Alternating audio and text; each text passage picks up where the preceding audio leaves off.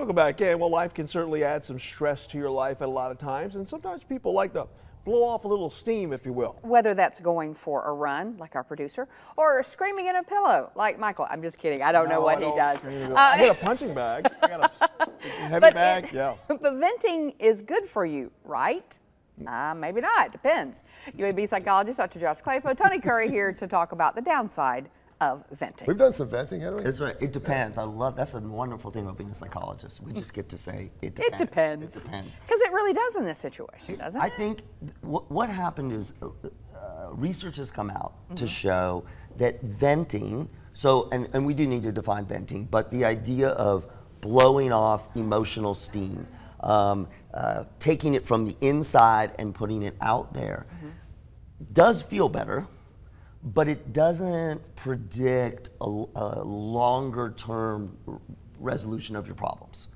And I think part of the problem is we think, okay, if I go punch a punching bag or hit a pillow or yell, I'll feel better and that will fix it. And I think that's where the research is trying to say, great, you feel better, but don't assume that that's the problem. Question, is it because you're not really addressing the problem that may come up again later? It is. You're also not doing anything to regulate your emotion past the venting. So for example, if you went and talked to a friend and you're very upset and you talk to a friend and you feel better and then you go on with your day and you start feeling not so good again. Yes, you can come back to your friend, but what else are you doing to manage the emotion? And then to your point, what are you doing to tackle the underlying problem? Yeah, are you around a person that wants to vent all the time? Right. Then they've got an issue. I mean, That's if you're not fixing different, it, I look at all of us like volcanoes.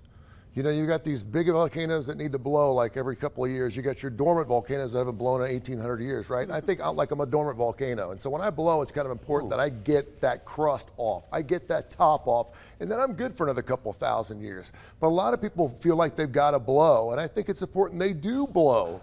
More than other people do, but dormant volcanoes are good. But you know, I'm a dormant volcano. they have places where people can go blow off some steam, you know, for that reason. What about keeping things pent up inside? I've heard that's always bad. That is bad. And so there's a difference, and Janice was talking to us before. There's a difference between venting, which is it's kind of a one-way street. I am going to put my emotions out there. I'm gonna yell. I'm gonna write text to a friend. I'm gonna talk to them. There's a difference between that and what we can do with one another, which is, I call it processing. So it's listening to the venting, letting them talk, but then on the other side saying, okay, now what are we gonna do about it? Or how are you gonna move forward? Why do we think therapy is so important? Yeah. I'm not going to stinking therapy. I don't need therapy. They go, so great. Oh, it feels so good to tell somebody how I'm feeling. Well, I think your friends, and we've all been through this, like if you're having a relationship issue and your friend hasn't told you about it because they don't want you to look at their spouse in a different way. That's right. So they haven't told you about it. But then finally they talk to you about it. It seems to help them. And if that is venting, then that's good venting, right? It is, because it's more than going out for a run. So the way that I think about it is, if you're in a bad mood, if you're kind of sort of irritable and you just need to blow off some steam, go do something. It's okay to go do something to make yourself feel better. Go for a run, punch a bag, don't hit the dog, those kinds of things. Right. But what you have to keep in mind is that in most cases doesn't fix your problem.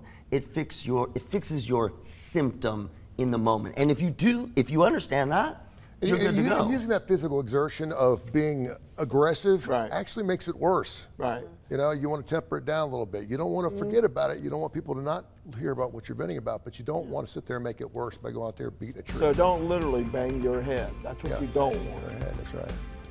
We'll be back.